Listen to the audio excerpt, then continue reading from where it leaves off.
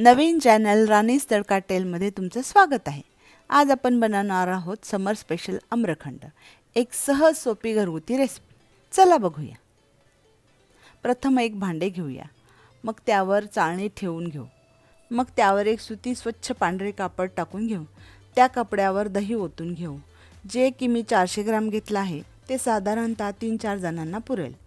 मग त्याची टोके बांधून पाणी निथळून घेऊ। उरलेलं पाणी निथळून घेण्यासाठी त्यावर आपण एक जड वस्तू ठेवू। झाला आपला चक्का तयार। आता हा घट्ट चक्का आपण फेटून घेऊयात। आता आपण एक आंबा घेऊया, तो स्वच्छ धुवून घेऊ। त्या स्वच्छ धुतलेल्या आंब्याचे आपण छान काप करून घेऊयात। या आंब्याचे आपण छोटे छोटे काप करून घेऊया, जेणेकरून ते आपल्याला सजावटीसाठी उपयोगी पडतील।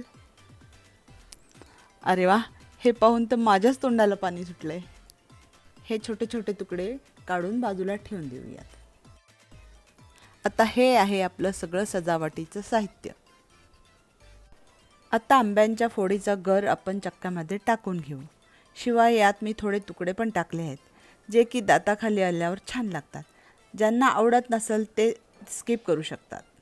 मला तर फार आवडतात म्हणून मी टाकलेले आहेत। आता आपण यामध्ये पिठी साखर मिक्स करून घेऊ आणि हे सर्व मिश्रण छान मऊ होईपर्यंत फेटून घेऊ।